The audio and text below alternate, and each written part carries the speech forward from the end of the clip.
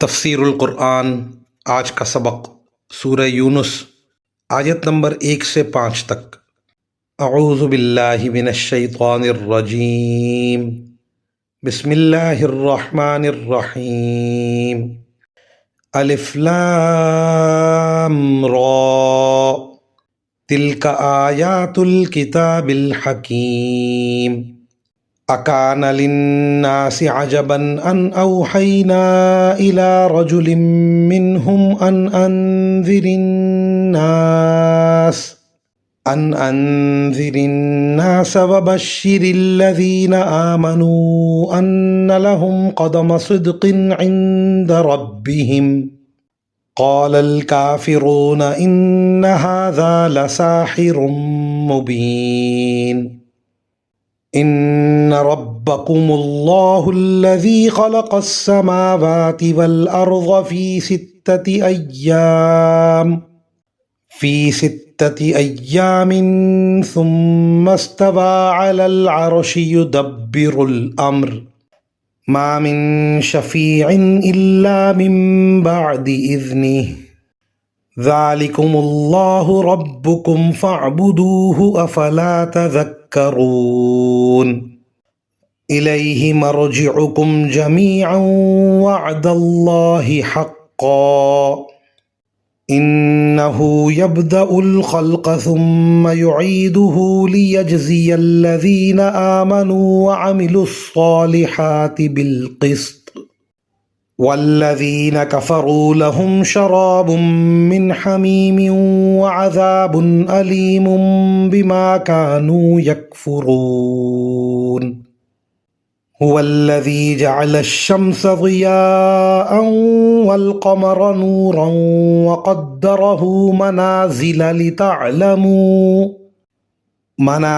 لتعلموا عدد السنین والحساب ما خلق اللہ ذلك الا بالحق یفصل الآیات لقوم یعلمون۔ ترجمہ: الف لام را یہ اس کتاب کی آیتیں ہیں جو حکمت سے بھری ہوئی ہے۔ کیا لوگوں کے لیے یہ تعجب کی بات ہے کہ ہم نے خود انہی میں ایک شخص پر وحی نازل کی ہے کہ لوگوں کو اللہ کی خلاف ورزی سے ڈراؤ، اور جو لوگ ایمان لے آئے ہیں ان کو خوشخبری دو کہ ان کے رب کے نزدیک ان کا صحیح معنی میں بڑا پایا ہے۔ مگر جب اس نے لوگوں کو یہ پیغام دیا تو کافروں نے کہا کہ یہ تو کھلا جادوگر ہے۔ حقیقت یہ ہے کہ تمہارا پروردگار اللہ ہے جس نے سارے آسمانوں اور زمین کو 6 دن میں پیدا کیا، پھر اس نے عرش پر اس طرح استوا فرمایا کہ وہ ہر چیز کا انتظام کرتا ہے، کوئی اس کی اجازت کے بغیر اس کے سامنے کسی کی سفارش کرنے والا نہیں۔ وہی اللہ ہے تمہارا پروردگار، لہٰذا اس کی عبادت کرو۔ کیا تم پھر بھی دھیان نہیں دیتے؟ اسی کی طرف تم سب کو لوٹنا ہے، یہ اللہ کا سچا وعدہ ہے۔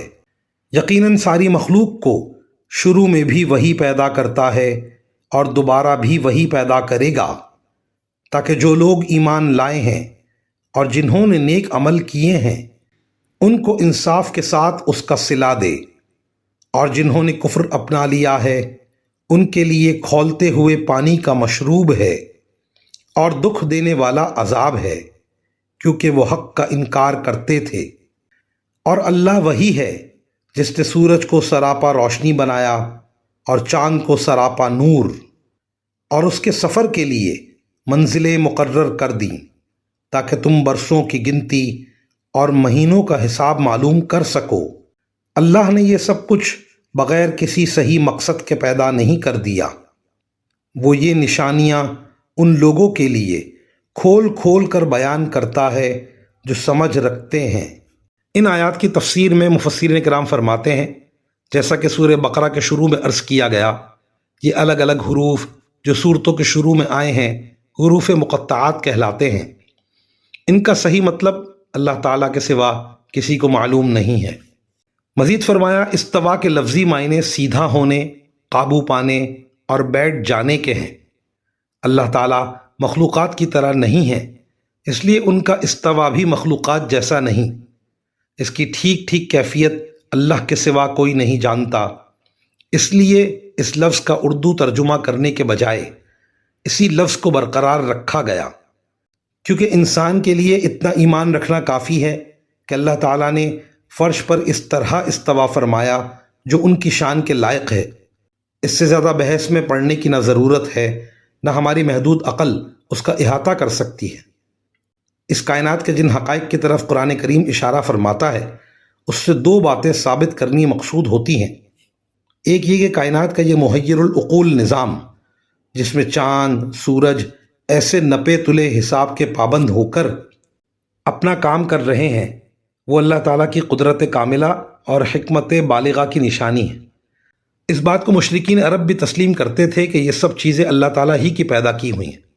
قرآن کریم فرماتا ہے کہ جو ذات اتنے عظیم الشان کاموں پر قادر ہو، اسے اپنی خدائی میں آخر کسی اور کو شریک کرنے کی ضرورت کیا ہو سکتی ہے؟ لہٰذا یہ پوری کائنات اللہ تعالیٰ کی توحید کی گواہی دیتی ہے۔ دوسری بات یہ کہ ساری کائنات بے مقصد پیدا نہیں کی گئی۔ اگر اس دنیاوی زندگی کے بعد آخرت کی ابدی زندگی نہ ہو، جس میں نیک لوگوں کو اچھا صلہ اور برے لوگوں کو برائی کا بدلہ نہ ملے، تو اس کائنات کی پیدائش بے مقصد ہو کر رہ جاتی ہے۔ لہٰذا یہی کائنات توحید کے ساتھ ساتھ آخرت کی ضرورت بھی ثابت کرتی ہے۔ وآخر دعوانا ان الحمد للہ رب العالمین۔